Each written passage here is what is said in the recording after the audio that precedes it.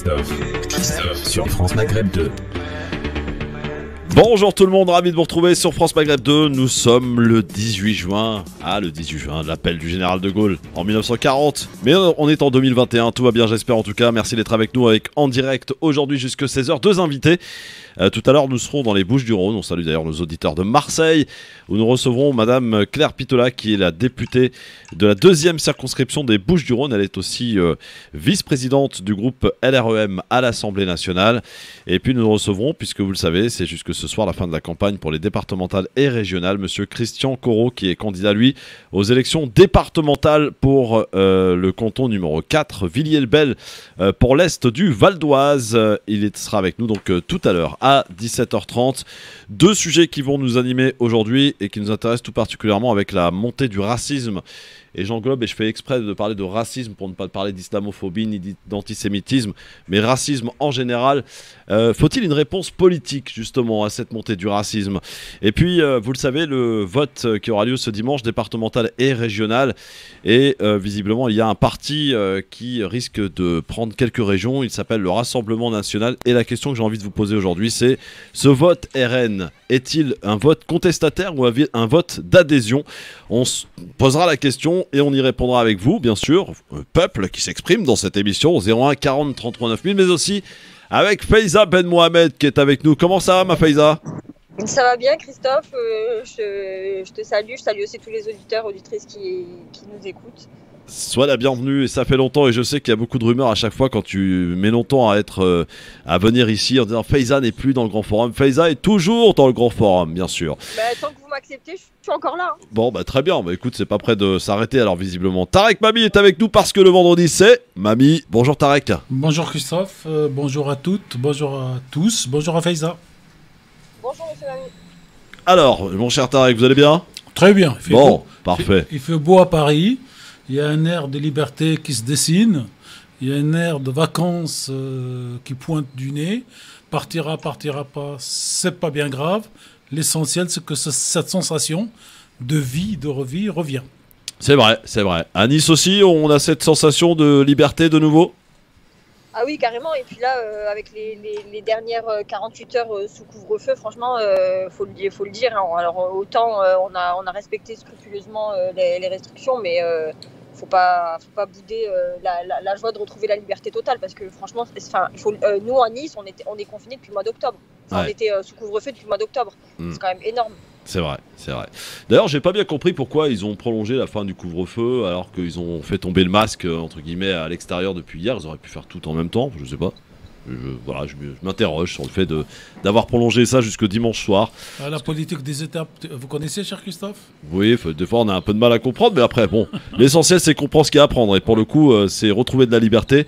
Et ça, c'est toujours bon au moral aussi pour tout le monde. D'ailleurs, on le voit, et on l'a vu mardi soir avec la victoire de l'équipe de France qui joue d'ailleurs, entre parenthèses, demain, son deuxième match face à la Hongrie. Il y avait énormément de monde pour célébrer la victoire de l'équipe de France face à l'Allemagne. Ce qui est rarement vu quand même pour un premier match de groupe qui n'a pas beaucoup d'enjeux dans un premier temps. C'est des images qu'on a plus l'habitude de voir pour une qualification en demi-finale ou en finale. Là, c'était assez impressionnant. Ça veut dire que les gens ont besoin de cette liberté, de retrouver un petit peu les amis. Tout à fait. Voilà. Bon. Moi, il y a 3 jours, je me suis retrouvé sur le trottoir de ma maison et je me suis rendu compte que j'avais pas le masque. Ah ouais. Et j'avais une espèce de sentiment de culpabilité. Ah pas moi alors, je peux vous assurer que... Je regardais à droite, à gauche, les gens portaient. Je suis remonté chez moi pour aller chercher un masque parce que j'avais une drôle de sensation, je n'avais pas envie, mais je me suis dit, bon, vas-y, cherche ton masque quand même. En tout cas, vous êtes discipliné, beaucoup plus que moi, parce que je peux vous dire, et très honnêtement, maintenant je peux le dire, ça fait longtemps que j'ai fait tomber le masque à l'extérieur. Franchement, c'est insupportable. Alors, un petit quiz pour commencer, et là... Faiza, tu vas pas pouvoir tricher aujourd'hui. Désolé. Ouais, je sais. Voilà, tu n'es pas en position de triche aujourd'hui. Alors, des questions qui ont tout un rapport évidemment avec le 18 juin. Je ne vous poserai pas la question de l'appel du général de Gaulle, même si tout le monde connaît évidemment où il a eu lieu, donc je ne vous poserai pas la question. En l'occurrence, ma première question, la voici. Quel général proclame la République en Égypte? On est en 1953. Ça ne peut être que... Je laisse Faiza. 1, 2, 3. Nasser. Non, c'est pas Nasser. C'est pas le général Nasser, mais c'est le général... Je sais pas. Si. C'est celui que Nasser va destituer. C'est celui qui a destitué le roi. Non, Farouk c'était le roi. Non, c'est pas Farouk. Oui, Farouk c'était le roi Oui. qui a été destitué. Et, C'est pas le général Naguib? C'est ça, Voilà. c'est une bonne réponse, Faiza. ouais, exact. Et sans Google en plus, hein, j'imagine. Je suis presque sans Google. C'est son père qui lui a soufflé. C'est ça. Quel ancien ministre de la Santé, qui a été ministre de 88 à 91, est mis en examen dans l'affaire du sang contaminé en Fabius 1999? Non, Fabius monsieur. Ministre de la Santé. Ah oui, alors c'est madame... Non, c'est monsieur. La santé. Oui, il a été ministre de la Edmond Santé. Hervé, Non, c'est pas lui. Il a été ministre de la Santé. Quoi? Kouchner? Non, Non, Hervé. non, Claude. Claude il était à l'éducation nationale. Non, de 88 à 91, il a été ministre de la Santé. Il a été mis en examen en 1999 dans l'affaire du sang contaminé. Claude Aguerre Non. On lui- Dufoy. Non. C'est- Edmond Hervé. Non, Claude, j'ai dit. C'est pas possible. Claude. Claude Evin. Claude Evin, bonne réponse. Ah, monsieur Alcool. Monsieur Tabac. Monsieur Tabac. Eh, C'est non, mais alors là, c'est mon père qui est à côté qui m'a donné la réponse. bah oui, j'ai entendu, hein, t'inquiète pas. Bravo, papa. Comme Naguib. Ouais, comme Naguib, exactement.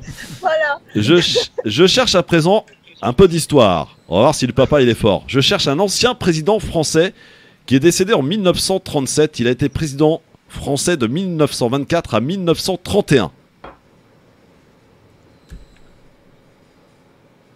Hop. Ah ouais. Paf. Un ancien président français mort en 1937. Il a été président de 1924 à 1931. Indice, Gaston. Oui. Gaston Oui, Doumer. oui, là, il l'a le Doumer, papa, je l'ai Doumer. entendu derrière. Ouais, il a dit, Doumer. Gaston Doumergue, bonne réponse. mais j'ai mal entendu. Quelle culture, monsieur Mohamed, hein, bravo. Alors ça, c'est facile. Je cherche un ancien footballeur, mais aussi entraîneur français. Il est né en 1941. Indice, il a pris la succession de Aimé Jacquet. Donc il a entraîné l'équipe de France. Il a d'ailleurs même entraîné l'équipe de Lemaire. Tunisie. Le Maire est une bonne réponse, Roger Le Maire. Il est âgé, dites donc. Hein. Il est encore en vie en 1941, monsieur Roger Le Maire. Il a entraîné la Tunisie, hein, d'ailleurs, Tariq. Oui. Ça n'a pas été très brillant, mais bon. Je cherche un ex-membre des Beatles, chanteur et compositeur britannique. Il est né, lui, en 1942. Il est encore vivant. Ça, il faut appeler. Paul McCartney.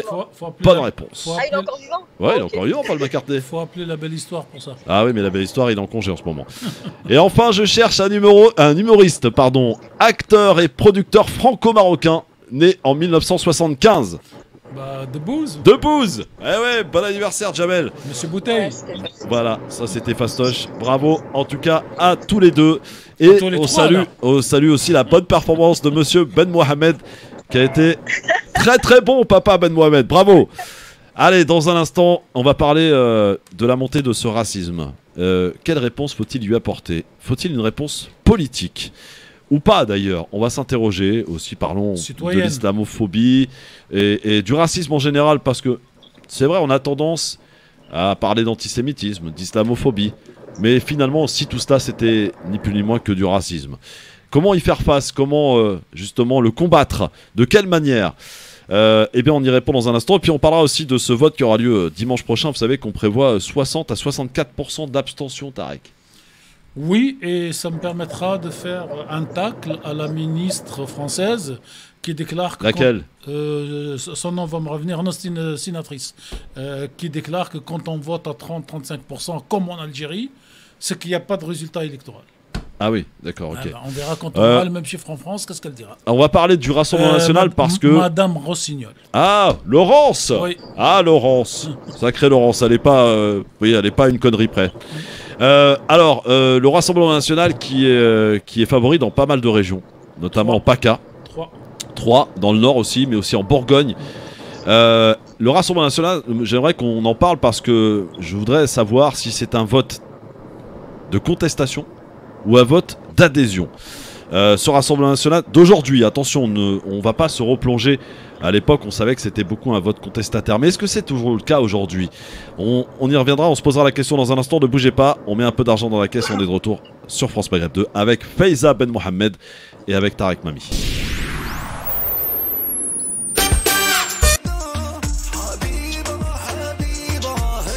Merci d'être avec nous en direct sur votre radio France Maghreb 2, le LGF, le grand forum avec Tarek Mami, avec Faiza Ben Mohamed qui sont avec nous aujourd'hui. Et avec vous, aux auditrices, auditeurs, au 01 40 33 9000 pour nous appeler et pour échanger avec nous, avoir votre avis qui nous intéresse évidemment dans cette émission. Et le premier sujet que j'ai envie de soumettre au débat aujourd'hui avec Faiza et avec Tarek, c'est cette montée du racisme, on le voit, qui est de plus en plus important au sein des médias, mais aussi sur les réseaux sociaux. Aujourd'hui, la parole s'est nettement libérée. Voilà, c'est un racisme décomplexé, libéré, auquel on assiste aujourd'hui. Face à cette montée du racisme en général, ça peut être aussi bien l'islamophobie que aussi l'antisémitisme ou que la négrophobie, etc. Donc voilà, j'englobe un peu tout cela dans ce mot qui est le racisme pour essayer de trouver la bonne manière d'y répondre, à savoir est-ce que peut-être il serait peut-être pas temps de s'organiser politiquement afin de lutter contre le racisme. Il y a évidemment l'argumentaire, les arguments, les débats, ça c'est une chose, mais une réponse forte, puisqu'on voit que le gouvernement en place peut-être a aussi quelque part aussi entretenu ce racisme, cette islamophobie. Je fais référence par exemple à une phrase du ministre de l'Intérieur Gérald Darmanin qui était en débat face à Marine Le Pen, qui n'a pas hésité quand même à lui dire qu'elle était trop molle, qu'il la trouvait trop molle. Ça paraît quand même assez hallucinant. Tarek, la question du racisme, vous la connaissez évidemment beaucoup plus longtemps que Faiza et moi, mais elle a pris une autre tournure aujourd'hui. Le racisme aujourd'hui, c'est un racisme libéré, décomplexé, auquel on assiste. Alors d'abord, pour moi, ce qui a corrompu le mot racisme, c'est multiplication des sous-cases. Oui, c'est ça. On aurait dû s'arrêter racisme, à la limite discrimination, et c'était largement suffisant. À partir du moment, en France, où on est rentré dans la fameuse loi contre l'antisémitisme, on a pris en saucissant une partie du racisme, parce que pour moi, l'antisémitisme, et on peut penser de moi ce qu'on veut, est un racisme comme les autres. Et donc on aurait dû... Alors qu'on a l'impression qu'il est de manière hiérarchique un peu supérieur, j'allais dire, au reste. En tout cas différent. Et c'est ce qui fait naître toutes les autres demandes de discrimination, de reconnaissance de discrimination. Par exemple, s'il n'y avait pas l'antisémitisme, il n'y aurait pas des gens qui demanderaient de reconnaître la négrophobie, d'autres l'islamophobie, d'autres l'homophobie. Et donc, c'est tous ces, j'allais dire, pour utiliser un mauvais mot du président Macron, ça a donné du ruissellement. Et donc, je pense que l'erreur a été d'ouvrir une boîte à Pandore où chaque racisme, chaque discrimination, il y en a beaucoup, et il y en a par secteur, et il y en a par catégorie de genre, et il y en a par religion, et il y en a par culture, par couleur. Aujourd'hui, on est obligé, d'ailleurs, dans la fameuse, structure de l'État, qui s'appelle l'association de lutte contre l'antisémitisme, l'homophobie, il n'y a pas islamophobie, et de faire un an à rallonge. Le racisme éteint. On est raciste quand on n'accepte pas que d'autres couleurs, que d'autres cultures, que d'autres genres existent. Et donc voilà ma pensée profonde. Il n'y avait pas lieu, il y a peut-être aujourd'hui, même si c'est trop tard, revenir pour parler du racisme, de la discrimination, et quand il y a une opération ponctuelle, la dénommer, mais ne pas faire un saucisson avec chacune des catégories, halal, parce que nous évidemment. n'arrêterons pas. Et c'est un saucisson non halal en plus. Ah bon? En plus. Faiza, c'est intéressant parce qu'on te connaît évidemment, tu es de tous les combats justement de lutte contre l'islamophobie. Est-ce que quand tu entends cet argument qui vient d'être énoncé par Tarek, je veux dire, voilà, des sous-cases, peut-être que ça a tué aussi quelque part cette lutte contre le racisme en général, l'espèce de hiérarchisation que l'on a fait avec l'antisémitisme, avec l'islamophobie, et chacun essaye de défendre, j'allais dire, sa cause. Est-ce que peut-être on s'est pas trompé de combat, et quelle réponse faut-il y apporter? Dans un sens, c'est vrai que l'analyse qui vient d'être faite par Tarek Mami, elle tombe sous le sens, et en réalité, il faut rappeler que cette notion, par exemple, de séparation entre les différentes formes de racisme et l'antisémitisme, elle est faite, elle est promue au plus haut niveau de l'État, parce qu'il faut rappeler que, par exemple, au niveau de la DILCRA, la délégation interministérielle de lutte contre le racisme et l'antisémitisme, à l'époque où c'était le préfet Clavreul qui était à sa tête, il disait, il revendiquait même une différence entre la question de l'antisémitisme et toutes les autres formes de racisme. Il expliquait que ça relevait d'un autre ressort, qu'il y avait quelque chose en substance qui était plus grave quand on parlait d'antisémitisme. Or, à ce moment-là, c'est vrai que, comme vient de le dire M. Mamy, ça fait naître d'autres revendications, évidemment, et séparer le racisme qui touche nos compatriotes juifs du reste de la société, ça ne peut pas être quelque chose qui peut être bénéfique dans le combat antiraciste. Après, moi, là où je suis un petit peu partagée, c'est que je pense que toutes les causes doivent être portées par les premiers concernés. À savoir que sur la question de la négrophobie, par exemple, je pense que les communautés noires de notre pays sont plus amènes de parler des réalités qu'elles subissent et des discriminations qu'elles subissent. La même chose Est-ce que je peux poser une question de l'islamophobie. Est-ce que je peux poser une question, cher Faiza? Bien sûr, allez-y, posez une question, Tarek Mamy. La France se revendique comme un pays unitaire qui rejette le communautarisme et les communautés promues dans le système anglo-saxon. Oui. Et elle agit en prenant donc notamment d'une manière forte l'antisémitisme, la lutte contre l'antisémitisme et contre l'homophobie, ces deux facteurs. Donc soit qu'on est un pays unitaire qui veut défendre la liberté, l'égalité et la fraternité de tous avec tous, et donc on rejette toute demande dite communautariste, ou on les promeut par ces deux secteurs et on ne peut pas dénoncer les autres, donc les populations de couleur noire et les musulmans, qui viennent revendiquer cette part comparative et à qui on dit « Ah, vous êtes en train de faire du communautarisme ». Bien sûr, mais c'est en cela que l'ensemble des politiques publiques qui sont menées en matière de lutte contre les discriminations, elles sont complètement hypocrites. Vous l'avez... Oui, on a un peu perdu notre Faiza nationale qui est... Voilà, elle est là. Qu'on soit... C'est bon, on t'a retrouvé. Non, t'inquiète pas, on t'a retrouvé, c'est bon. Oui. Je disais, il n'y a pas de communauté qui puisse être reconnue, qui puisse être entendue en dehors de la communauté nationale. Or, on voit bien que dès lors qu'il est question de recevoir des communautés religieuses au sein du ministère de l'Intérieur, le ministre de l'Intérieur, en la personne de Gérald Darmanin, reçoit régulièrement les communautés juives, les représentants des communautés juives, les représentants des communautés musulmanes, représentants des communautés catholiques, et ça leur pose aucun problème. Donc, en ce sens, dès lors que vous les séparez en matière d'organisation du culte, en matière même de politique de la ville, que vous les séparez pour organiser un certain nombre de choses, vous ne pouvez pas après leur dire « Attendez, nous, on ne voit pas les couleurs, on ne voit pas les races, on ne voit pas les religions, on ne vous voit que comme des personnes qui sont toutes identiques les unes aux autres. » C'est pas possible. Alors ça, c'est intéressant ce que vient de dire Faiza, et moi je me pose aussi la question, je veux dire, elle dit les personnes concernées, par exemple, par la négrophobie, donc les personnes de couleur noire, les personnes musulmanes pour parler d'islamophobie, les juifs pour parler d'antisémitisme. C'est quand même un fait important, ça, Tarek a noté, que ce sont les personnes quand même concernées qui sont les plus à même de pouvoir dénoncer ce qu'ils subissent finalement. Non. Notamment la discrimination à l'embauche, la discrimination au logement, plein de choses. Ce sont eux qui sont concernés, Tarek. Non. Si vous voulez, quand vous avez eu, j'ai un écho, je parle trop fort. Non, allez-y. Voilà. Quand on a assisté à la naissance de la marche pour l'égalité. Oui, en 83. En 83. Les jeunes qui marchaient, ils marchaient contre tous les racismes. Et ils ne marchaient pas à l'époque contre l'islamophobie, puisque le mot n'existait pas. Et ils ne marchaient pas contre l'antisémitisme, parce que la loi Guesso n'était pas... la loi Guesso n'était pas encore votée. Et donc, c'était la société française, les jeunes Français, qui se battaient contre le racisme. Et vous avez donc, à partir du moment de l'adoption de la loi Guesso, en réalité Guesso-Fabius, qu'un pont s'est ouvert.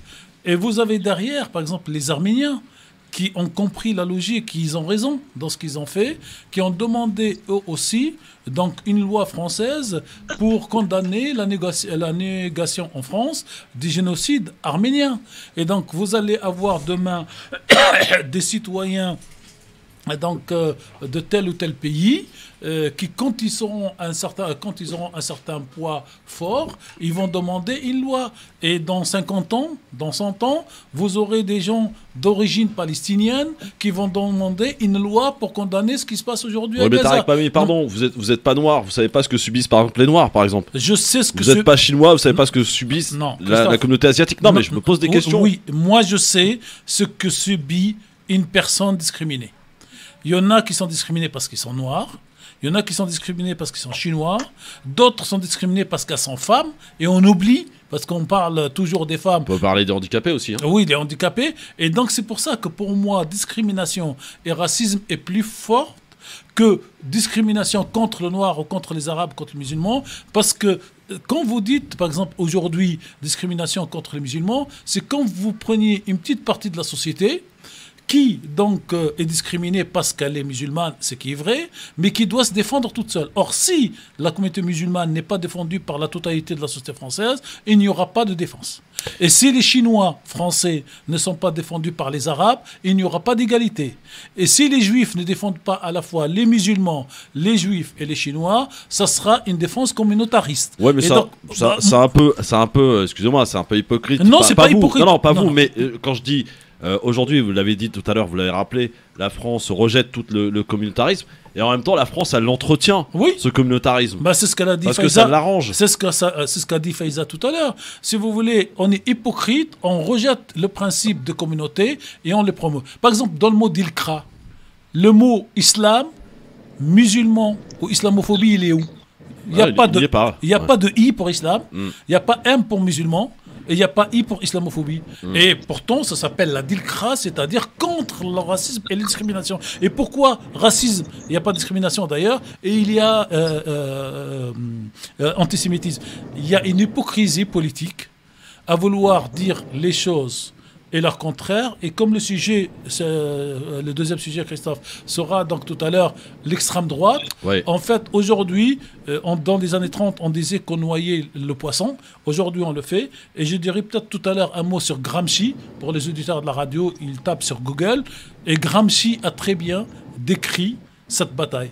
Gramsci dit le changement politique, on y reviendra tout à l'heure, viendra par la maîtrise des discours politiques du pays. Alors... Et aujourd'hui, nous sommes dedans. Donc aujourd'hui, il y a le racisme. D'ailleurs, qu'est-ce que c'est que le racisme aujourd'hui? Quand vous avez l'homophobie et l'antisémitisme, qu'est-ce qui reste? La question que j'ai envie de poser, c'est qu'on parle beaucoup d'islamophobie, Faiza, et si je me trompe, dis-moi si je me trompe, l'islamophobie, donc c'est, on peut traduire par la peur ou le rejet d'une appartenance à une religion, en l'occurrence l'islam. Mais la plupart des gens qui sont victimes de justement d'agressions, alors c'est vrai que les femmes voilées, c'est parce qu'elles portent un voile, ok, elles sont caractérisées par le port d'un signe religieux ou dit religieux. Mais par contre, un homme qui est peut-être agressé parce qu'il est lui, peut-être pas musulman, mais parce qu'il est maghrébin. Vous voyez, c'est peut-être là aussi la nuance, la peur du... Enfin la peur, non, c'est pas une peur, c'est un rejet de tout ce qui est basanais, par exemple. Là, c'est pas de l'islamophobie, Faiza. Bah, c'est un racisme dans tous les cas. C'est un racisme, voilà, on est d'accord. Et l'islamophobie est une forme de racisme. Mais après, vous savez, dans l'esprit des gens, en réalité, quand vous voyez un maghrébin, pour eux, ils voient un musulman. Ils vont pas forcément faire la différence. Hein. Il y a personne qui se pose la question de est-ce que ce monsieur est musulman ou pas musulman. Donc, quand on a des actes islamophobes qui sont commis sur des maghrébins, le critère déterminant qui va justifier le passage à l'acte de l'agresseur, c'est le faciès. Et c'est très souvent un faciès maghrébin. Oui, d'ailleurs, c'est vrai que les insultes caractérisées racistes sont souvent liées en rapport avec l'appartenance religieuse, d'ailleurs, hein, effectivement. Alors, vous avez un autre problème qui commence à venir aux États-Unis, qui n'est pas encore là en France. D'ailleurs, pas en Angleterre non plus. C'est la population sikh. C'est les sikhs, c'est l'homme qui porte le turban, donc c'est l'homme qui porte le voile. Et ce problème va venir en France à certains moments, puisqu'on interdit... L'homme, il porte la barbe ici. Oui, mais la barbe, c'est pas suffisant. Le sikh, c'est et la barbe et le turban. Et donc, vous avez, par exemple, aujourd'hui, le ministre de la Défense canadien, et les sikhs, ils portent les deux. Et en France, demain, ils n'accepteront pas, nous n'accepterons pas, quelqu'un qui va porter le turban pour devenir député. Parce que, en fait, c'est plus le revers du refus du voile pour les femmes, que s'il n'y avait pas la question du voile, ou du foulard, en tout cas pour moi, pour les femmes musulmanes, peut-être que ce problème-ci ne se posera pas un jour. Donc vous avez une focalisation du rejet de l'autre. Pourquoi une femme a le droit de porter une mini-jupe et c'est son droit, je le dis ici sur France Maghreb 2 pour qu'on soit clair, et pourquoi elle n'aurait pas le droit de porter le foulard? On va dire parce que quand elle porte mini-jupe, ce n'est pas une appartenance religieuse, mais quand on porte un foulard, c'est religieux. Et on sait tous que dans la communauté juive, les dames portent une perruque, mais on ne va pas se déplacer dans la rue pour toucher, pour savoir si c'est une perruque ou si c'est les cheveux naturels. J'ai une solution, Tarek. Hein? J'ai une solution. Que les femmes musulmanes mettent la perruque? Non, pas du tout. Que tout le monde soit comme moi, aveugle, et il n'y aura plus de problème. Comme ça, on sera tranquille. Alors, si c'est possible d'être aussi arabe, algérien et kabyle, et ça donnera Hamou Bouakas. Voilà, c'est ça. Non, mais voilà, c'est pour dire... Bon, alors, c'était une petite boutade entre parenthèses, mais ma question principale, c'est faut-il lui apporter une réponse politique? Et si oui, laquelle, Faiza? Une réponse politique pour lutter contre le racisme ou l'islamophobie ou l'antisémitisme, ce que vous voulez, mais voilà. La réponse, de toute manière, la réponse au racisme et à l'islamophobie et d'ailleurs à toutes les formes de racisme, elle peut être que politique, qu'on soit clair là-dessus. Et quand je dis elle peut être que politique, ça ne veut pas dire qu'elle doit être portée uniquement par des politiques. Oui. Alors, c'est vrai que Faiza est sur la route, donc on a des petites coupures de temps en temps. Voilà, on va la retrouver dans un instant. Tarek, est-ce que la réponse politique est aussi une réponse peut aussi passer par la politique, justement, pour lutter contre le racisme? Alors, ça dépend, qu'est-ce que vous appelez politique, cher Christophe? Alors, je sais pas, par exemple, j'ai vu l'émergence de quelques partis dits communautaires, par exemple. Non, j'y viens. Si par politique, vous dites la loi et le droit, oui. Il y a Faiza qui est revenu. Ouais, Faiza, on t'a retrouvé, t'as été coupé, c'est pour ça que je t'ai un peu abrégé parce qu'on t'entendait plus. Voilà. Donc, alors la question, faut-il avoir une réponse politique pour lutter contre le racisme? Faiza? Je pense que la question de la lutte contre le racisme, elle doit passer par un engagement des citoyens de la société civile en matière de lutte contre les discriminations. Ça peut revêtir plein d'aspects. Intégrer des associations, leur donner de la force, rejoindre des syndicats, se mobiliser quand il est question d'aller manifester, quand il est question d'interpeller des élus, de pouvoir à chaque fois comme ça montrer, revendiquer et afficher un certain nombre d'opinions, ce que malheureusement on est très peu à faire en fait. Tarek, alors quelle réponse politique? D'abord, allez voter dimanche et tous les dimanches, qu'on y croit ou qu'on n'y croit pas. Parce que pour ceux qui ont fait un peu de politique, ils savent que le lundi matin, les candidats vont vérifier pour voir qui c'est qui a voté, qui c'est qui n'a pas voté. Donc ça, c'est une solution. La deuxième solution, c'est la loi. En France, le droit, j'allais dire la société avance par la loi et le droit. Vous savez qu'en 1946, les femmes ne pouvaient pas, cher Christophe, avoir un chéquier à leur nom, ni un compte personnel, ni avoir une affaire. Et il a fallu qu'il y ait une loi pour permettre que les dames puissent travailler et avoir un compte. Et donc, en France, on avance, on polémique beaucoup et on avance par la loi. Et par exemple, sur la question du foulard pour les élèves donc au secondaire, au primaire, au secondaire, on a réglé, comme on a réglé par la loi de 1984, c'est rentré dans les mœurs, on ne conteste pas. Donc peut-être que demain, il faudrait que dans toutes les lois, on met... la loi de 2004, vous voulez dire? La loi de 2004, oui. Ouais. Il faudrait qu'on fasse donc contre le racisme et les discriminations, et on rajoute sous toutes leurs formes. Et on évite de dire et l'homophobie, et l'islamophobie, et la phobie des juifs, et la phobie des grands, et la phobie des droits.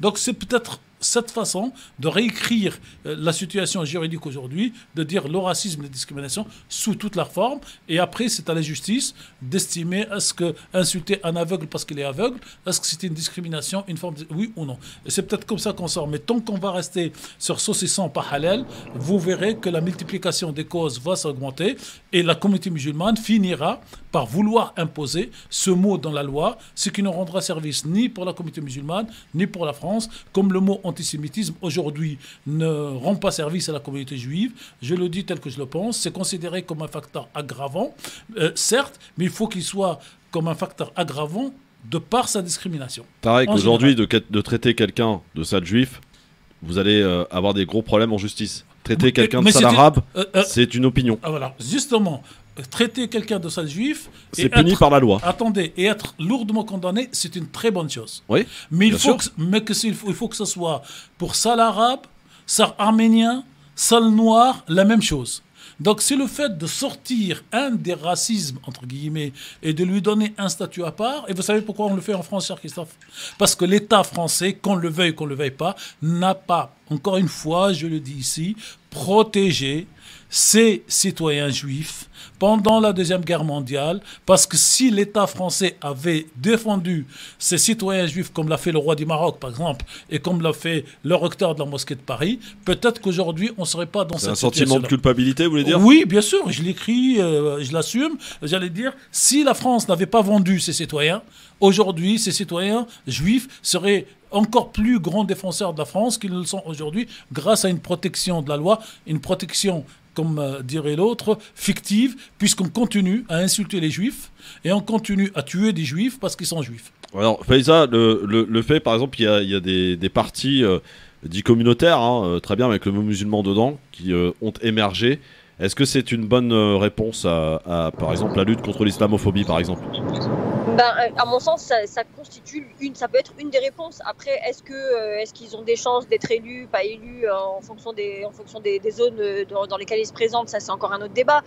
Mais je pense que politiquement, il faut montrer qu'on a une organisation derrière et des partis politiques, peu importe, hein, qu'il s'agisse de l'UDMF ou d'autres, hein, parce que je vois bien qu'en ce moment on parle beaucoup de l'UDMF, qu'il s'agisse d'eux ou d'autres. La question du vote, la question de pouvoir être capable de se représenter soi-même et sans être toujours dans un vote contestataire, parce qu'on va l'évoquer tout à l'heure, mais la question du vote contestataire, elle ne peut pas être une solution sur le long terme. C'est pas possible de devoir soit voter par contestation ou voter pour faire barrage ou voter parce que en fait on choisit le moins pire des deux. Donc à la fin, évidemment que les chantages au barrage républicain qui nous sont faits depuis maintenant des décennies, ça marche plus.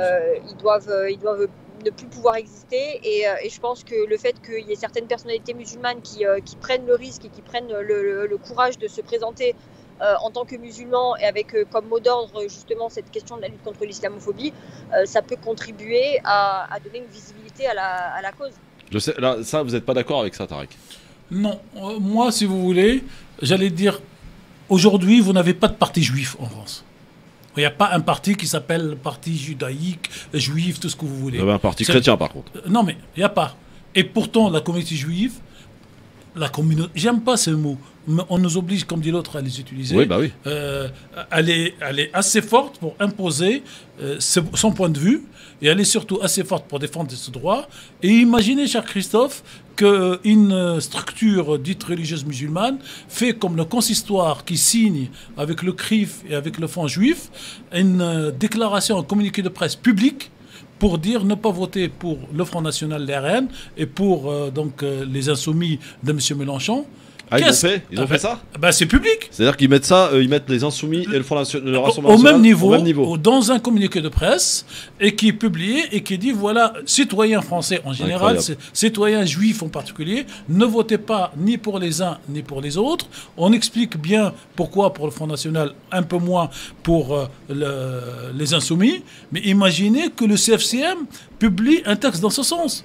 On va voir le mélange de la politique, de la culture et de la religion. C'est impossible. Et donc, si vous voulez, c'est cette situation qui fait que quelques citoyens de confession juive, de confession musulmane, considèrent qu'ils ne sont pas protégés, qu'ils ne sont pas défendus par leur structure cultuelle et qu'ils créent leur parti comme les DMF et d'autres. C'est leur droit, tant que ce n'est pas illégal. Mais c'est pas ça dans la démocratie. Bon, en tout cas, il y a deux visions qui se sont opposées dans ce débat et c'est très bien de les avoir entendues puis, à chacun de se faire son opinion. Et puis, je termine par là. En France et surtout en Allemagne, quand on a créé les partis, démocrates chrétiens, le chrétien, c'était devenu presque un mot valise, et c'était surtout démocrate qui emportait. Et aujourd'hui, est-ce qu'on est capable en France de faire la même chose avec l'islam ou dans certains pays des musulmans? Mais en tout cas, pour moi, il faut être clair et transparent. C'est il y a communauté ou il n'y a pas communauté, et pas il y a communauté ici, il n'y a pas communauté là. Allez, dans un instant, on reçoit notre première invitée. Elle s'appelle Claire Pitola. Elle est députée de... Oula, merci Tarek. Larsen, députée de la 2e circonscription des Bouches-du-Rhône. Elle est aussi vice-présidente du groupe LREM à l'Assemblée nationale. À tout de suite.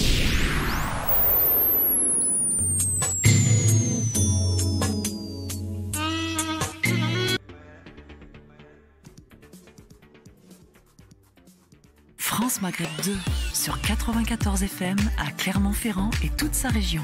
94 FM.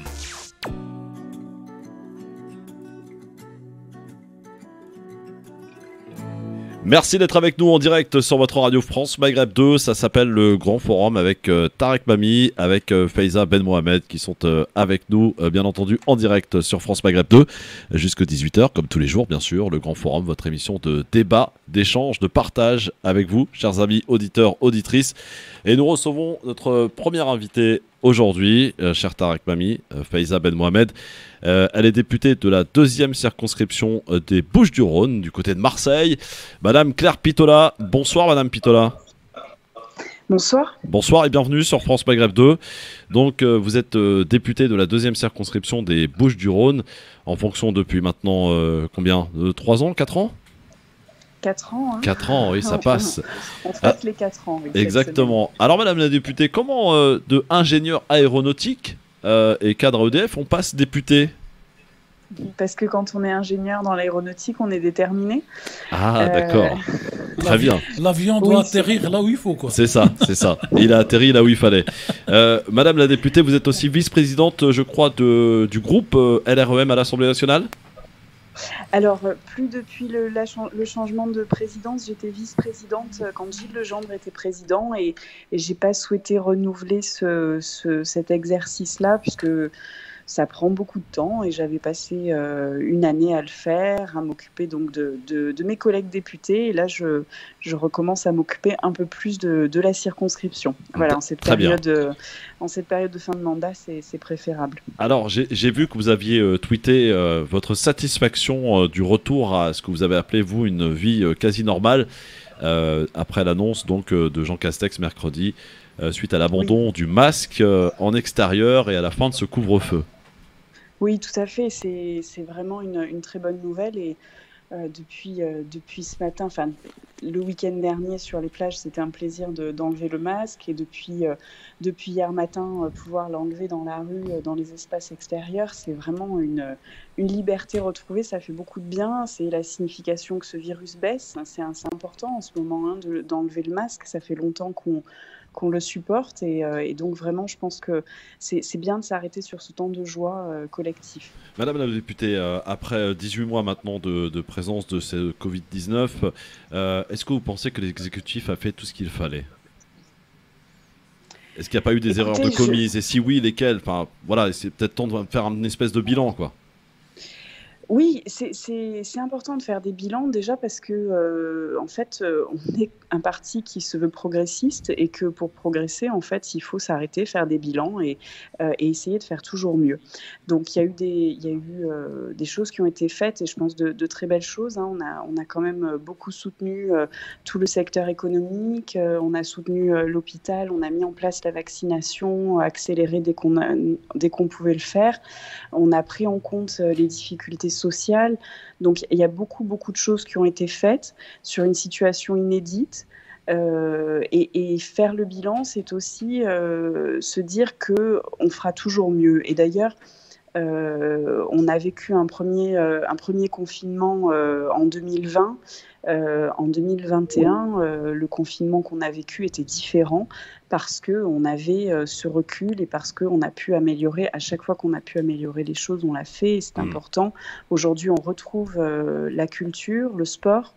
Et de la même façon, si par malheur on avait une nouvelle vague, moi je tiens à ce qu'on fasse un bilan, à ce qu'on puisse se dire comment on continue de faire baisser le risque de propagation du virus pour ne plus vivre de confinement, pour ne plus arrêter le sport, la culture qui nous sont essentiels. Exactement. Alors, Madame la députée Claire Pittola, je rappelle donc vous êtes députée de la 2e circonscription des Bouches-du-Rhône. On est à 2 jours d'une élection importante aussi pour La République En Marche, mais aussi pour la démocratie, que sont les régionales et les départementales.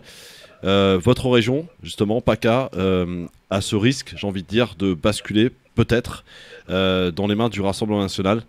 Comment on se sent, j'ai envie de dire, quand on est député, qu'on a essayé de faire en sorte justement d'éloigner cette hypothèse?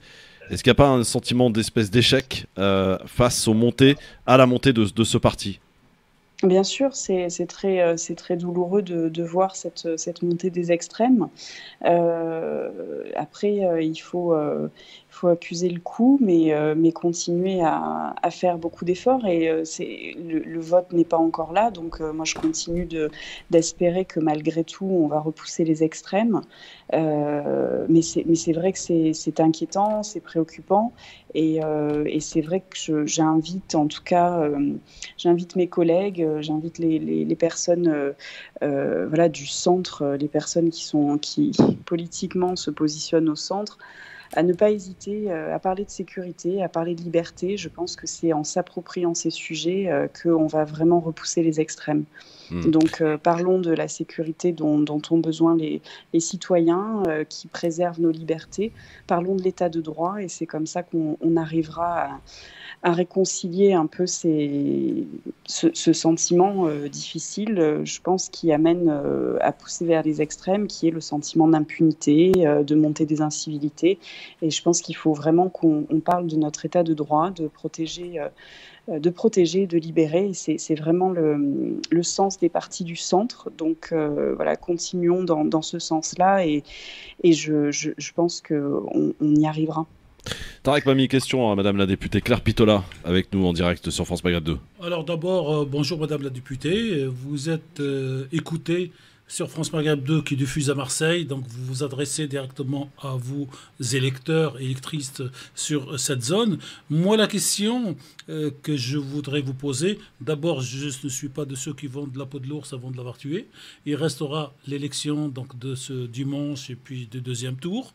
Il restera la présidentielle, mais est-ce que ce n'est pas une espèce de retournement de situation que le président Macron a pu, lui, casser, entre guillemets, bien sûr, les partis politiques traditionnels en 2017 pour créer une nouvelle donne, et que cette méthode est aujourd'hui peut-être en train de réussir pour le Front National, surtout que ce Front National ou ce Rassemblement National est aidé indirectement par tous les autres partis au nom du rejet du nouveau macronisme. C'est un calcul qui m'est difficile de percevoir ou même d'exprimer. Moi, je me suis vraiment engagée en politique pour faire émerger des voix citoyennes, pour apporter du renouveau. Et ce que je voudrais, ce serait vraiment qu'on discute davantage de ce qu'attendent les citoyens. Et plutôt que de se dire comment on arrive à bouleverser des partis, à renverser, à ce que les extrêmes reviennent, ça, ce sont des calculs malheureusement qui existent, qui sont l'ancienne politique et qui pour moi ne doivent plus avoir lieu, ont écarté trop de personnes du vote et de la démocratie.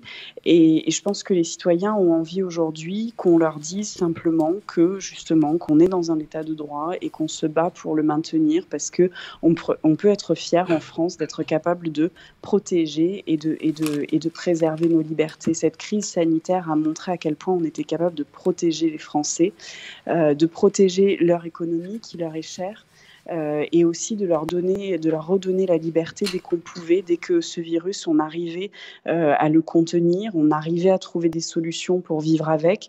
Donc je pense que c'est vraiment de ça dont il faut qu'on parle et qu'on martèle ça et qu'on arrête de s'occuper de savoir ce que font les vieux partis, ce que font les extrêmes. Moi, c'est pas mon sujet, c'est pas pour ça que je me suis engagée en politique. Alors, madame la députée, il y a aussi un élément important qui nous interroge et qui nous questionne, c'est cette montée de cette violence. On l'a vu d'ailleurs au travers de différentes agressions qu'ont pu subir différentes personnes de politiques. Et évidemment, le dernier en date, c'est la gifle qu'a reçue le président Macron lors d'un bain de foule. Cette montée de la violence, est-ce que vous la ressentez sur le terrain dans votre circonscription, et comment vous expliquez justement ce rejet du politique de la population, des Français en général, et on le voit d'ailleurs d'élection en élection où l'abstention est finalement le premier parti de France?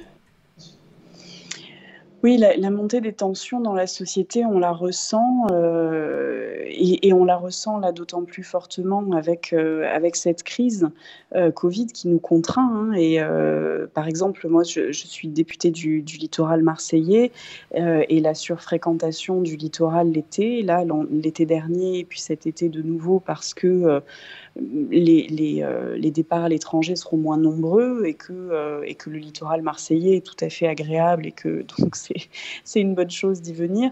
Mais cette surfréquentation, ce nombre important de personnes, ça crée des tensions, ça crée des contraintes, et dans une période effectivement où on a eu de multiples crises, on avait eu la crise des Gilets jaunes, on est un peu quand même dans une perte de repères où ces violences, elles s'expriment, et elles font le lit du Rassemblement national, qui n'est autre qu'un parti qui vit sur l'appel à la haine. Donc on sent tout ça, et encore une fois, pour moi, la réponse, elle est dans le fait de ramener toujours à nos institutions qui sont le cœur de la démocratie, qui font que nous sommes un grand pays, que nous arrivons à proposer des solutions, que nous arrivons à être innovants, et que, encore une fois, nous arrivons à protéger les Français et à assurer leur liberté. Mais est-ce que vous ressentez cette tension sur le terrain, vous, dans votre circonscription? Oui, je vous dis, sur le littoral marseillais, clairement, avec la surfréquentation de l'espace littoral, oui, il y a des tensions, montée des incivilités, les atteintes aux biens, les atteintes aux personnes, elles augmentent, clairement, et donc il y a une vraie volonté de restaurer la confiance dans les forces de l'ordre. Il y a un vrai besoin de balayer ce sentiment d'impunité. Et donc, c'est tout le travail qu'on essaie de mener. C'est pour ça que je dis qu'on n'a pas à frémir quand on est un parti du centre à parler de sécurité, parce que ça fait partie de l'état de droit, et qu'il ne s'agit pas d'empiler des règles supplémentaires ou des contraintes supplémentaires, mais faire respecter déjà ce qui existe. La sécurité, c'est bien entendu d'en parler, parce que les Français souhaitent qu'on en parle, mais il y a peut-être un sujet qui est beaucoup moins évoqué, et qui est pourtant, somme toute, très important, et on l'a vu au travers de la crise des Gilets jaunes. C'est la crise sociale, c'est l'emploi, c'est le logement, Madame Pitola, et ça, on a du mal à vous entendre, pas vous personnellement, mais l'ensemble de la classe politique en général. On est plus aujourd'hui focalisé à commenter dans les médias, et les politiques aussi y contribuent, des faits divers, que la vraie solution qu'on pourrait apporter aux Français pour qu'ils aient un emploi, sécurisé, pour qu'ils aient un logement digne, pour qu'ils aient un moyen de pouvoir subvenir à leurs besoins. Et ça, on n'entend pas cette classe politique. Et c'est ça qui peut-être cloche et qui pêche peut-être, et qui ne donne pas envie aux Français d'aller voter et de s'intéresser à la politique.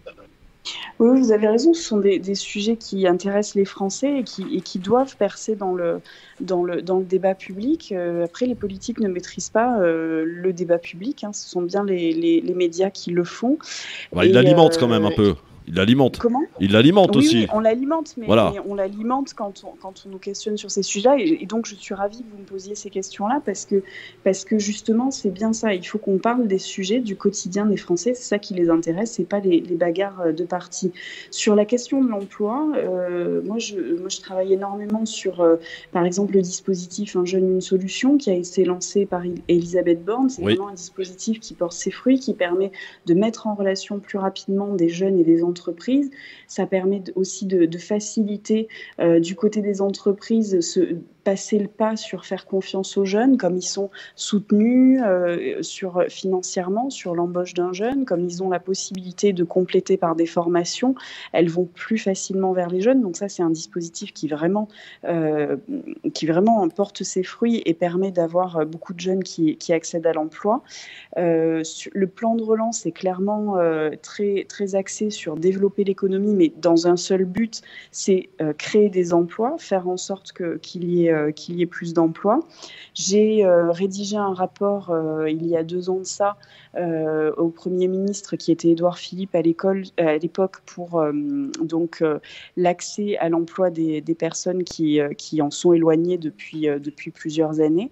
Donc notamment les bénéficiaires du RSA, mais d'autres aussi. Et on a vraiment poussé le fait de dire il faut aller plus vite dans les réponses de l'administration, des départements notamment. Il faut mettre les acteurs économiques au cœur des recrutements des personnes éloignées de l'emploi. Ça, ce sont des recommandations que j'ai faites avec Mathieu Klein, qui est président du département de Meurthe-et-Moselle. Elles ont été mises en place dans le plan pauvreté. Il y a eu une contractualisation avec les départements de France, tous les départements de France, avec des budgets fléchés par l'État. Le bilan se réalise et les résultats sont plutôt satisfaisants. On avait 6 mois de délai pour une personne qui était bénéficiaire du RSA pour qu'elle accède à un accompagnement vers l'emploi. Aujourd'hui, on est tombé à 1 mois. On a des portefeuilles de formation qui ont été largement augmentés, justement pour que des personnes puissent suivre leur projet de formation pour accéder aux métiers qui les intéressent. Les entreprises sont de plus en plus mobilisées pour avoir du coup une action beaucoup plus rapide sur le recrutement. Donc, toutes ces propositions qu'on avait formulées, elles ont été suivies des faits. Après, il faut un certain temps pour que ça arrive justement dans le débat public, tous ces chiffres, mais ça se fait. Sur le logement, je suis rapporteure pour avis à la Commission des affaires sociales sur le budget du logement.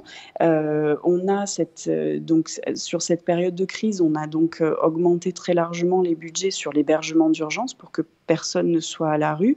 Mais l'hébergement d'urgence, c'est une solution d'urgence. Et donc, ce qui est important, c'est ensuite de pouvoir trouver un logement pérenne. Et donc, parallèlement à ça, on a aussi augmenté des budgets sur tout ce qui est logement adapté, les gestions de location pour que, justement, il y ait un intermédiaire entre le propriétaire et la personne qui souhaite louer, un intermédiaire de confiance qui permette de rassurer les propriétaires et qui permette aux personnes d'accéder à un logement durable.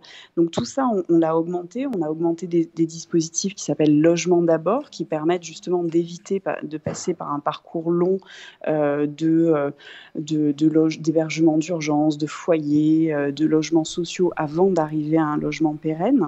Donc tout ça, ça existe. Vraiment, c'est mis en place et ça s'accélère du fait de la crise et de ces budgets qui ont été largement augmentés. C'est aussi le logement, c'est aussi la santé. Et par exemple, moi, sur la loi Convention climat citoyenne pour le climat, j'ai intégré au diagnostic de performance énergétique une évaluation de la qualité de l'air. Parce que la qualité de l'air, c'est vraiment un des critères de décence du logement. Et donc, comme on a souhaité que ce diagnostic de performance énergétique soit intégré au dispositif de décence du logement, on lui a ajouté cette évaluation de la qualité de l'air. On le sait, les logements qui sont très humides, c'est souvent une question de renouvellement de l'air et donc de la ventilation. Le problème de logement d'ailleurs, et vous êtes particulièrement concerné à Marseille, on l'a vu notamment avec des immeubles qui sont insalubres, oui. Des logements qui sont dans une... Voilà, c'est des gens qui vivent dans des conditions absolument dramatiques. Je peux Tarek qui connaît bien Marseille peut aussi en témoigner. Dans les quartiers nord, c'est dramatique de voir quelques endroits et de quelle manière justement... on a eu des accidents d'ailleurs il n'y a pas longtemps avec l'effondrement de quelques immeubles à Marseille. Ça, c'est un vrai sujet, une vraie problématique, Madame la députée. Tout à fait. Mais tout à fait, et ce qu'il y a, c'est que c'est une problématique locale. Je suis élue nationale, donc ce qu'on a fait, c'est qu'on a mis en place des dispositifs juridiques qui soient plus souples, plus rapides dans le cadre de la loi Elan. Julien Denormandie est venu les porter sur le terrain directement quand il était ministre du Logement pour que justement les collectivités territoriales s'en saisissent et mettre fin à ces logements insalubres à Marseille, à ces périls. Il y a quand même une cadence d'arrêtés de péril à Marseille qui est absolument insoutenable et qui ne devrait pas avoir lieu. Tout ça, c'est des années de laisser aller. Et justement, on essaie de mettre en avant un cadre législatif qui accélère les démarches. Après, c'est aux locaux de s'en saisir et notamment, je sais que moi, dans le cadre de mon rapport, j'avais sollicité la métropole qui met en place un permis de louer. Alors, à une petite échelle pour l'instant, mais c'est aussi un dispositif qu'on a permis grâce à la loi Elan et donc c'est vraiment interdire la location d'un logement quand il se révèle indécent ou insalubre. Oui, Tarek. Que en amont, le propriétaire soit obligé de faire des travaux. Madame la députée, aujourd'hui, est-ce que les politiques sont encore audibles quand on voit que des chaînes d'information continue se sont transformées en chaînes d'opinion continue, que le climat médiatique, voire politique, glisse de plus en plus à droite, qu'une vieille tradition depuis M. Sarkozy fait que chaque fait divers engendre une loi, et surtout qu'aujourd'hui, le débat politique n'est plus un débat politique, mais un débat sur l'enlèvement d'une dame, sur deux jeunes qui se battent dans une rixe. Comment le politique peut-il faire pour être audible, pour parler de grands sujets tels que vous venez de l'évoquer, le logement, le travail, le chômage et la retraite demain? Comment faire pour que ce discours redevienne audible? En fait, pour avoir une bonne interview comme sur France Maghreb 2, comme vous venez d'avoir. Tout à fait, tout à fait. Je vous remercie, effectivement, ce sont des questions très intéressantes et qu'on ne nous pose pas souvent. C'est vraiment ça, je crois que les médias ont un renouveau aussi à opérer. La politique a un renouveau à opérer. C'est pas Emmanuel Macron essaye de l'opérer, d'autres ont essayé avant lui, mais il y a vraiment quelque chose de l'ordre des pratiques, du partage du débat public qu'il faut absolument renouveler et on doit être beaucoup plus dans des débats sur les visions de la société, sur le quotidien des Français et sur ce que vraiment ils attendent à court, moyen et long terme et pas justement cette course à une actualité de très court terme et ça je crois que c'est un peu ce qui attend les médias et ce qu'essaie d'opérer aussi la classe politique, mais je suis d'accord avec le fait que c'est un peu trop long. Alors, il faudrait que ça s'accélère. Vous travaillez sur aussi les conditions d'accueil des migrants. Vous luttez aussi contre la pauvreté, la précarité et notamment les sans-abri, Madame la députée. Oui. Oui. Allez-y, je vous écoute. C'était ce que j'essayais aussi de vous expliquer sur le logement, c'est que déjà sur cette crise, on a essayé vraiment d'augmenter les places en hébergement d'urgence pour mettre à l'abri toutes les personnes qui étaient à la rue. On a pu faire ça sur cette crise parce que c'était un travail qui a été engagé dès le début de la mandature. C'était une promesse du président Emmanuel Macron, plus personne dans la rue. Et donc, pour ça, il avait besoin encore un peu de boulot quand même, vous m'accorderez. Les structures d'hébergement, tout à fait. Oui. Mais il y a eu une augmentation importante des places d'hébergement et on a eu une période sur le premier confinement où on avait vraiment quasiment plus personne dans la rue. Donc c'est possible, c'est quelque chose qui vraiment se met en place et on a un nombre de places qui est suffisant. Après, ça demande aussi à des acteurs de proximité, des collectivités territoriales qui, par exemple, le SAMU social est géré en partie par la mairie. Il faut vraiment aussi que ce SAMU social soit soutenu pour qu'il puisse aller vers les personnes qui sont à la rue, parce qu'on peut faire des places d'hébergement, mais pour qu'elles arrivent aussi, pour que les personnes puissent être hébergées, il faut qu'on aille vers elles et que on les rassure sur ces hébergements, sur l'état de ces hébergements. Et puis, après l'hébergement d'urgence, il faut un logement pérenne. L'hébergement d'urgence est vraiment une solution ultra temporaire. Dernière petite question, Madame la députée, pardon de vous interrompre, mais oui. on est pressé un petit peu par le temps. Est-ce que vous allez briguer un nouveau mandat l'année prochaine pour les législatives ? Oui, tout à fait. Oui, eh bien écoutez, on vous souhaite bonne chance et merci d'avoir répondu à nos questions, Madame la députée. Oui, rapide, effectivement. Claire Pitola, je rappelle donc que vous êtes députée de la 2e circonscription des Bouches-du-Rhône. Indirectement, elle vous a donné rendez-vous pour l'année prochaine. C'est ça. Et quelle est l'entente quelle est l'entente avec les autres députés, notamment Mélenchon ? Ça se passe bien ? Écoutez, je le vois pas à Marseille. Ah bon ? Vous dites qu'il ne vient jamais dans sa circonscription, c'est ça que vous nous dites ? En général, non, je le vois vraiment pas beaucoup et je le vois sur la cérémonie du 8 mai. Voilà. D'accord. C'est à peu près la date chaque année où je le vois. Il reste le 14 juillet, il ne faut pas désespérer. Merci Madame la députée d'avoir répondu à nos questions. Claire Pitola, merci beaucoup, à très bientôt. Bonne journée, au revoir. France Maghreb 2, France Maghreb 2. Bienvenue à vous sur France Maghreb 2, c'est le grand forum, le LGF, votre émission de débat, d'échange et de partage tous les jours de la semaine, du lundi au vendredi, ouais c'est ça.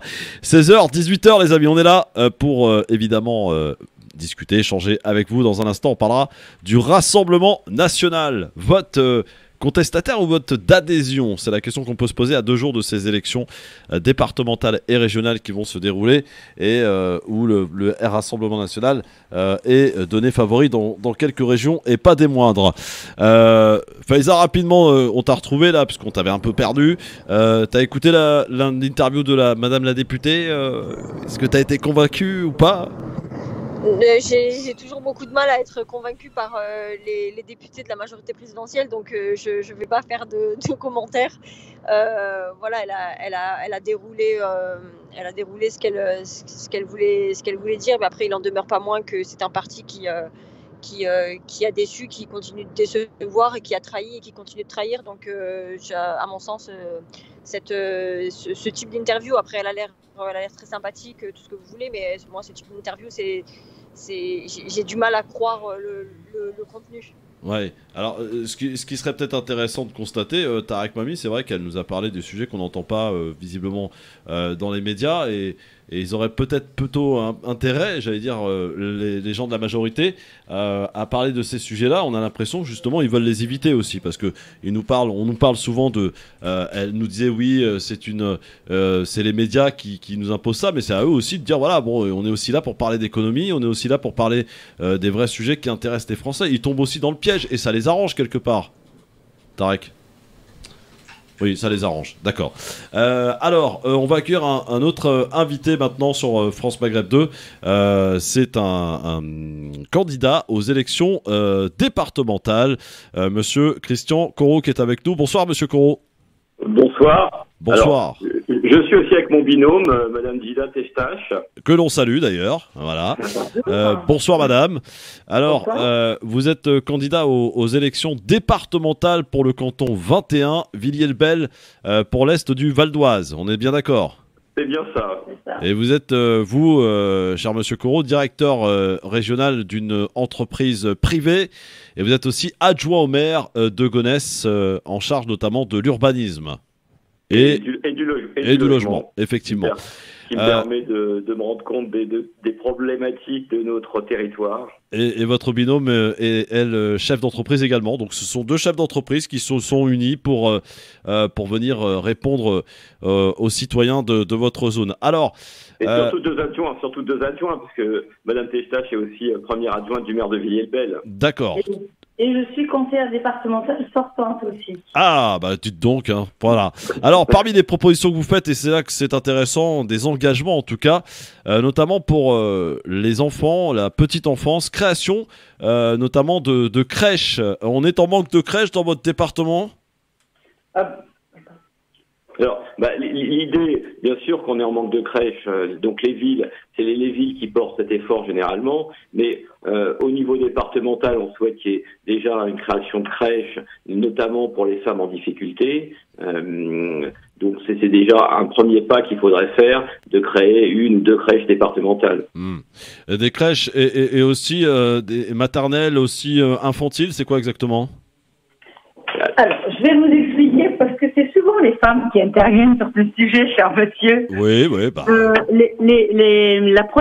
Ce qu'on appelle la PMI. Oui. Ah oui, d'accord. Oui. La protection maternelle et infantile, lorsque on intervient chez les tout petits, quand on ne sait pas trop ce que c'est que le conseil départemental, on explique souvent qu'il intervient dès les premiers, à la naissance des enfants. Ouais. Ça permet aux familles d'aller, vous savez, quand on va peser à la naissance des enfants, à la PMI, une consultation de médecin, d'infirmière, de puéricultrice, de sage-femme, quand on sort de la maternité, c'est ça la PMI. Oui, je sais ce que c'est la PMI, vous inquiétez pas. Alors, éducation également, 2 nouveaux collèges, c'est ce que vous promettez aussi, avec, alors là, c'est intéressant, une tablette numérique pour chaque élève, pour chaque collégien. Vous savez, pendant la crise sanitaire, le département du Val d'Oise a distribué 15 tablettes par établissement. Ouais. Quand on sait que les établissements, ils ont en moyenne 500 élèves, comment voulez-vous que les enfants suivent les cours? Le conseil régional, lui, a distribué dans tous les lycées et a équipé tous les lycéens de PC portables. Mais c'est de votre ressort, ça, M. Corot, de pouvoir distribuer des tablettes numériques dans les écoles? Vous savez, pas dans les écoles, dans les collèges. Le budget du département, c'est 1,5 milliard. Donc, on peut tout à fait équiper les enfants. C'est un prêt, il le restitue en fin d'année, et c'est pas ça qui va couler les finances du département. Et justement, on est dans un secteur quand même déshérité, où on a beaucoup de problèmes. La crise sanitaire a accentué les problèmes parce que on a beaucoup des habitants du territoire qui travaillent à Roissy, donc qui travaillent en CDD ou en intérim. Avec la crise sanitaire, Roissy était fermé, donc ils ont perdu leur travail, ils se sont retrouvés au chômage partiel. Donc aujourd'hui, il faut aider les habitants de notre territoire. Alors vous proposez également de renforcer les permanences d'accueil des services sociaux et de l'aide sociale à l'enfance. En quoi ça consiste ? Alors, renforcer aujourd'hui l'aide sociale. Donc aujourd'hui, nous avons quelques permanences, d'autant plus avec la crise sanitaire, c'était une permanence par semaine. Qui sont pour les moins de 6 ans, c'est une compétence du conseil départemental. En gros, ce sont les assistantes sociales du conseil départemental qui sont sur nos circonscriptions.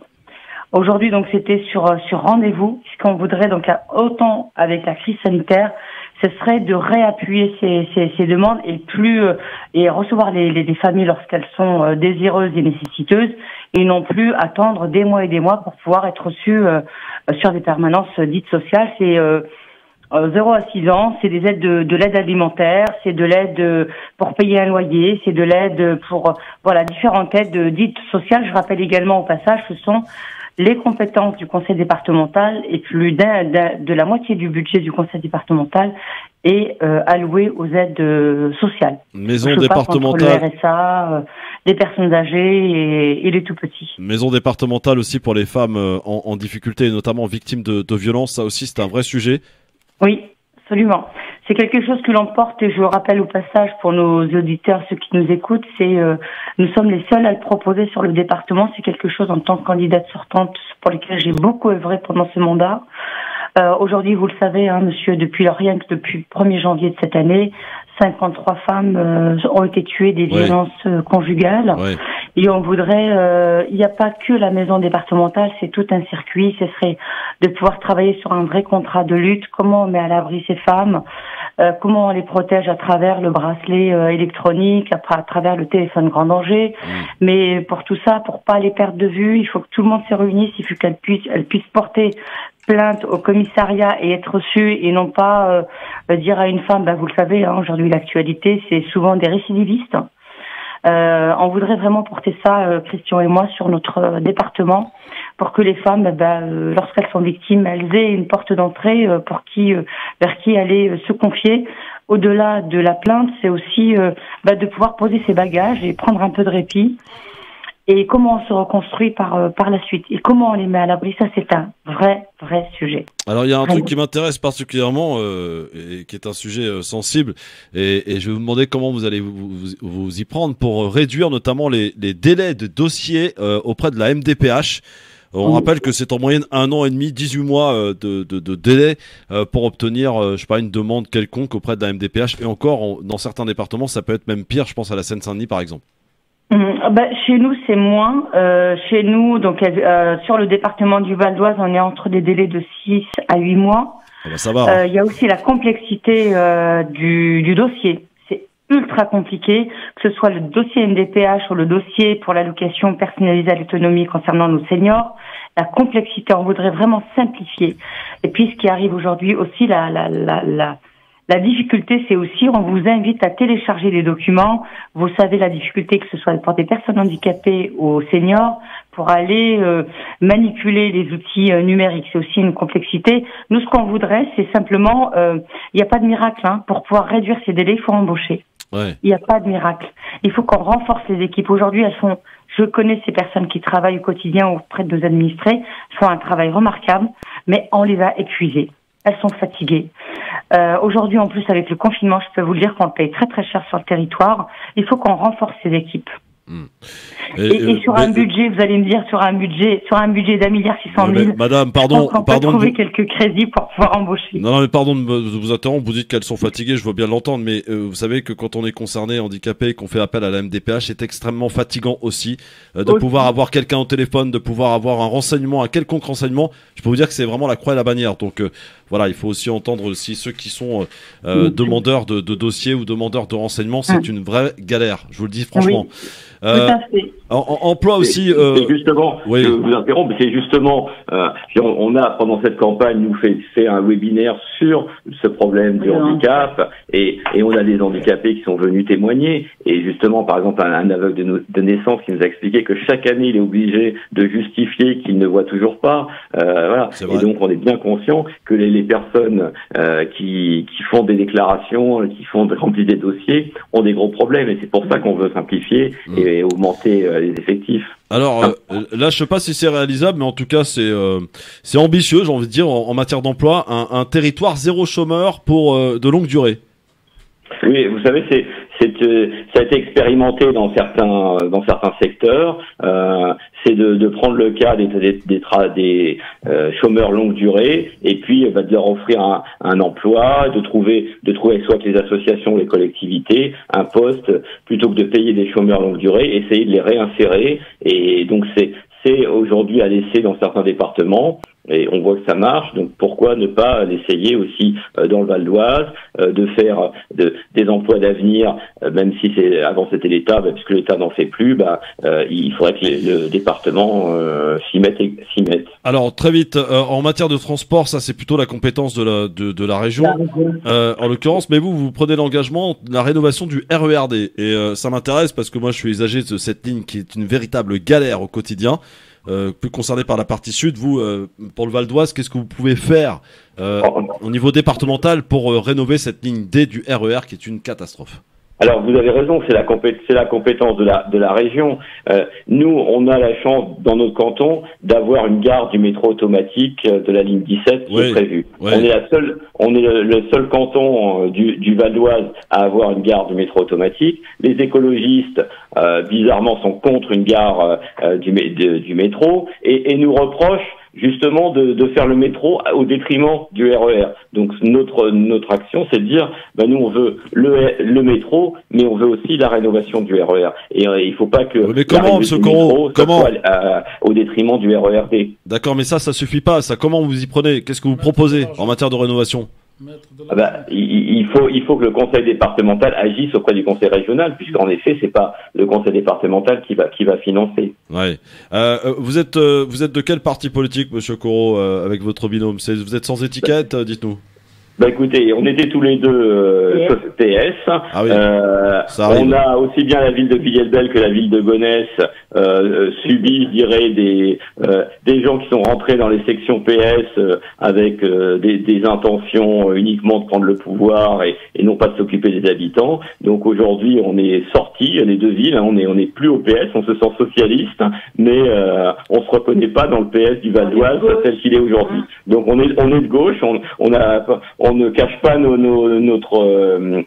idéaux de gauche, mais on se reconnaît plus dans le PS aujourd'hui. Vous êtes soutenu par les maires de Villiers-le-Bel et de Gonesse, hein? Exactement, qui sont tous les deux dans la même situation que nous, qui étaient tous les deux au PS et qui aujourd'hui sont de gauche, profondément de gauche, mais ne se reconnaissent pas dans le PS, et notamment dans le PS du Val d'Oise. Pourquoi il faut glisser le bulletin Christian Corot accompagné de votre binôme dimanche prochain? Alors pourquoi? Parce qu'on va porter la voix, je dirais, du territoire, parce que les maires ont besoin d'avoir des conseillers départementaux qui travaillent avec eux et non pas qui travaillent contre eux. Aujourd'hui, on a un conseiller départemental sortant qui travaille contre la ville, qui ne porte aucun projet, et donc la ville a besoin qu'on défende les projets aussi au niveau du département. Très bien, merci beaucoup Monsieur Corot, merci beaucoup Dida Teshtash d'avoir répondu à nos questions. Et bon courage et bonne chance pour dimanche, en espérant que voilà. Merci beaucoup. Je vous en prie. Allez, dans un instant, les amis, pour finir ce LGF, le Rassemblement National. Oui, ce parti qui monte et qui risque même peut-être de grappiller quelques régions, de prendre quelques régions. Mais ce vote, finalement, c'est quoi? Un vote contestataire ou d'adhésion? On y répond dans un instant. Merci d'être avec nous en direct sur votre radio France Maghreb 2, le LGF, le grand forum avec Faiza Ben Mohamed, avec Tarek Mami pour ce dernier sujet que je souhaite mettre sur la table avec vous aussi au 01 40 33 9000. N'ayez pas peur, hein, vous pouvez nous appeler, prendre place, tout se passe bien, on vous accueillera comme il se doit, chacun peut s'exprimer. On va parler du Rassemblement National parce que effectivement ce parti qui monte, dimanche, lors du premier tour de l'élection régionale et départementale, il est crédité ce parti de pouvoir peut-être prendre quelques régions, 3 notamment en PACA, chez toi Faiza, en Bourgogne, mais aussi dans le Nord. Ce qui m'interroge moi aujourd'hui, Tarek Mami, c'est ce vote pour le Rassemblement National. C'est un vote de contestation, comme c'était le cas, je pense, dans les années 90-2000, ou est-ce que c'est devenu maintenant un vote d'adhésion? Alors, pour moi, c'est plutôt un vote de rejet. Ouais, donc contestation. Non, rejet. Parce que quand on conteste... Quand on rejette. Oui, mais le rejet est beaucoup plus important que la contestation. La contestation, c'est on n'est pas d'accord avec un parti. Le rejet, c'est qu'on s'oppose et on fait tout pour dégager ce parti. Et donc, on n'est pas encore tout à fait dans l'adhésion. Mais on est plutôt dans une espèce de phénomène sociologique, j'ai parlé tout à l'heure de Gramsci, qui marche sur 2 pieds. Le premier, c'est le populiste, on a tout essayé, ça n'a rien donné, donc on ne perd rien à essayer. Et le deuxième, c'est on ne sait pas ce qu'ils proposent, mais on va leur donner leur chance. C'est un petit peu toute proportion gardée. Je vais me faire étriper, mais c'est comme ça. Pour certains partis dits islamistes dans les pays arabes. Donc on en a marre de la dictature, on en a marre de ce qui était là, donc on va donner la chance à d'autres. Et on est dans cette situation, et le plus dramatique dans cette situation pour le vote, pour le futur vote de la droite, c'est qu'aujourd'hui, l'extrême droite, Madame Le Pen, n'a pratiquement plus rien à faire puisque tout le monde fait le boulot pour elle. Bah oui, voilà. Y compris le gouvernement. Quand vous avez un Darmanin qui dit vous êtes molle, eh ben les gens disent bon, donc si elle est molle, on va faire l'original à la copie, quoi. Voilà, donc, ouais. Et c'est cette situation. Et Gramsci disait, donc Richard Christophe, dans les années 30, donc avant l'arrivée du fascisme en Allemagne et en Angleterre et en Italie. Il est arrivé démocratiquement, faut le rappeler. Hein. Qui ça? Bah le fascisme. Oui, voilà, mais avec les idées. Voilà. Et donc la société est acquise. Et on y va. Alors aujourd'hui, le problème, on y va pas, on ira peut-être un jour, tout en sachant que quand on travaille pour ses ennemis, eh ben, on les aide à avancer. Aujourd'hui, le Front National, il dit des contre-vérités. J'allais dire, j'ai rigolé, Madame Le Pen l'autre jour, elle a dit que Monsieur X, Monsieur Zemmour, est plus extrémiste et qu'elle n'en veut pas. Donc aujourd'hui, c'est presque dire, votez pour moi, mais surtout ne dites pas que c'est à cause de l'autre. Donc aujourd'hui, nous sommes dans une situation où, à force de banaliser les idées d'extrême droite, l'extrême droite va y arriver. Ce qui est pire, c'est tous ceux qui travaillent pour le Front National et qui pensent que le Front National travaille contre les musulmans, les arabes, un petit peu contre les juifs quand même s'ils ne le reconnaissent pas, finira par travailler contre toutes les classes populaires. Vous avez vu le fameux candidat, cher Christophe, qui a rigolé de l'agriculteur qui est décédé. Julien Oudoul. Voilà, et d'autres. Donc, si vous voulez, ces gens sont dans le rejet des autres, ils ne sont pas dans le rejet uniquement des musulmans, des noirs, des homosexuels ou des juifs. Par exemple, la liberté des femmes d'avorter ou de ne pas avorter, le Front National est contre. Et vous avez donc, si vous voulez, à force de vouloir rejeter les autres, ils vont se retrouver entre eux, sauf qu'entre eux, c'est une nouvelle guerre. Et c'est pas bon ni pour la démocratie ni pour la France. Faiza, comment on explique, par exemple, et c'est pas anodin, que des Mohamed puissent glisser le bulletin Rassemblement National aujourd'hui? Je vais distinguer deux choses. Déjà, moi, je ne suis pas entièrement d'accord avec la position de M. Mami, parce que j'estime que le vote au Front National aujourd'hui, il est un vote d'adhésion. Mais par contre, en ce qui concerne justement la question des Mohamed qui glissent des bulletins de vote Front National, c'est effectivement un système de rejet. Ça, c'est pour dire, en fait, on a tout essayé. De toute manière, il y a aussi la question qui se pose de est-ce qu'on fait barrage, est-ce qu'on ne fait pas barrage. On va se retrouver probablement avec beaucoup de Front National au deuxième tour des élections, y compris à la présidentielle. C'est à un moment donné se pose la question de est-ce que on va vraisemblablement, par exemple sur les présidentielles, est-ce qu'on continue à adouber Macron en se disant voilà, on va pas il faut qu'on fasse un front commun pour rejeter l'élection de Marine Le Pen, y compris en dépit de la politique islamophobe qu'il mène depuis maintenant plus de 4 ans, ou est-ce que finalement on met un coup de pied dans la fourmilière et à ce moment-là on glisse un bulletin de vote Front National. Et moi, c'est un discours que j'ai déjà entendu dans certains quartiers ici à Nice notamment, où j'ai déjà des personnes qui m'ont dit mais un jour je vais voter Marine Le Pen en fait, parce que de toute manière, peu importe la personne qui va se retrouver en position de pouvoir, c'est la politique de Marine Le Pen qui au final est appliquée. C'est vrai que c'est ce qu'on entend souvent, ça. C'est l'argument qu'on entend, Tarek Mami. Les lois les plus liberticides ont été votées entre Hollande et Macron, quoi. On y a assisté. Et Marine Le Pen, demain, si elle arrive au pouvoir, ce qu'on n'espère pas évidemment, elle n'aura plus qu'à appliquer ce qui avait été travaillé en amont. Si on veut, mais juridiquement, c'est pas comme ça que ça marche. Aujourd'hui, moi, je reste persuadé que le vote n'est pas un vote d'adhésion. C'est un vote de rejet des autres, et même Faiza l'a repris à la fin. C'est les autres n'ont pas réussi, on essaye cela. Et quand on vote comme ça, ce n'est pas un vote d'adhésion. En France, on a pour habitude de dire au premier tour, on choisit. Au deuxième tour, on élimine. Et aujourd'hui, on arrive à la situation politique où on a choisi, et aujourd'hui, on rentre dans la phase d'éliminer. Oui, mais Tarek, les lois les plus liberticides, la loi contre le séparatisme, et j'en passe, et des meilleurs, tout ça, c'est pas Marine Le Pen qui les a votés, mais pourtant c'est parfait pour elle, elle a plus qu'à exécuter tout ça. Encore une fois, c'est pas Marine Le Pen, mais c'est cette ambiance générale qui pense qu'en courant derrière Marine Le Pen, on va la battre. Oui. Donc c'est ça la lecture politique qu'il faut faire. À force de se frotter au feu, est-ce qu'on va pas finir par se brûler? Oui, tout à fait, pourquoi pas. Mais par contre, si vous voulez, la France et les grandes démocraties ont cette qualité extraordinaire qu'elles peuvent voter aujourd'hui la loi séparatisme, et si demain c'est Madame Le Pen qui était élue, elle rencontrerait, elle et ce gouvernement, des grandes difficultés par l'appliquer, parce qu'il faudra quand même repasser par la case tribunal, première instance, cour d'appel, cour de cassation et conseil constitutionnel. Donc ce n'est jamais agréable ce que nous vivons aujourd'hui.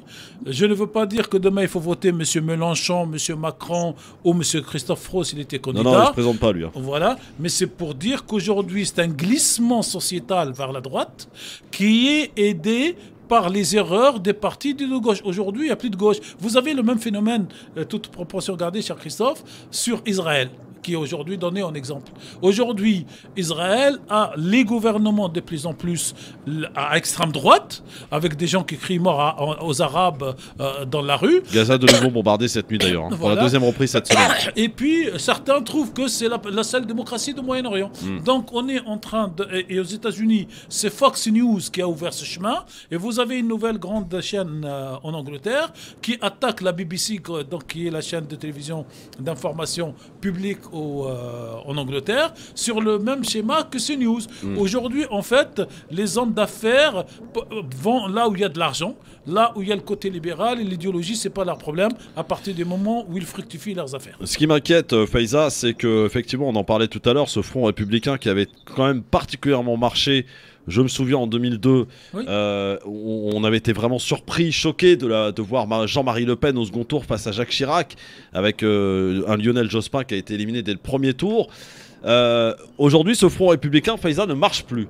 Est-ce que justement, c'est pas un risque que prend aussi Macron, qui essaye de tout faire en fait quelque part, de se retrouver face à Marine Le Pen, parce qu'il se dit face à Marine Le Pen, voilà, je suis sûr d'être élu. Est-ce que ça encore aujourd'hui c'est entendable? Bah, évidemment, on voit bien que la politique qui est menée en ce moment par Emmanuel Macron, elle vise en partie à récupérer l'électorat d'extrême droite. À savoir qu'il est systématiquement dans l'outrance en ce qui concerne un certain nombre de sujets, de manière à droitiser en fait l'électorat français. En vérité, c'est que les gens, quand ils adhèrent au thèse du Front National, maintenant ils adhèrent aussi au thèse de Macron, au thèse de la droite dite républicaine. Et qui convergent sur certains sujets.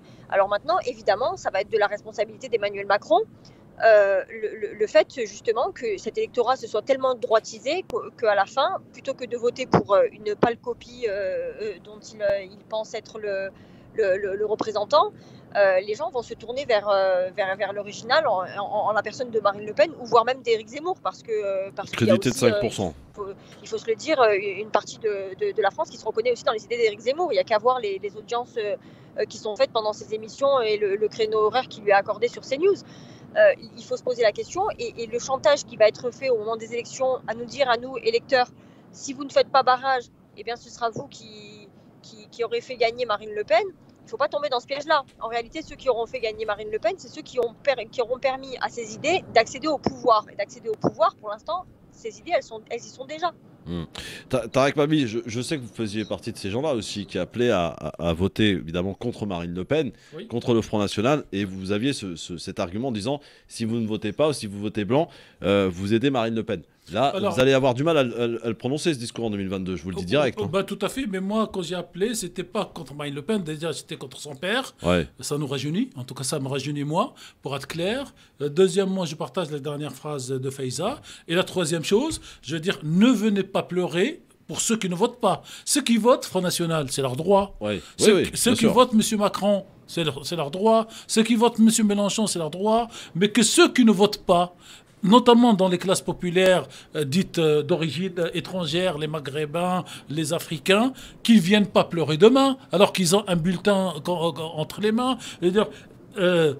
Avant, on disait, c'était d'ailleurs, je crois que c'était Georges Marchais qui dit, on a en face de nous la peste et le choléra.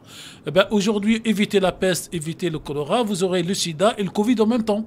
Donc, pour moi, c'est un problème de conscience. On vote pas, ou est-ce qu'on vote pour le moindre mal? Pour certains, le moindre mal, c'est le Front National. Pour d'autres, le moindre mal, c'est Macron. Mais il faut y aller. Mais si, comme vous dites, et qu'on on prévoit, on sera plutôt à 55%, de 60% de participation à la présidentielle, que les 40% ferment leur bouche comme parler pour les jeunes, et qui ne viennent pas dire que Mme Le Pen qui a gagné, ou M.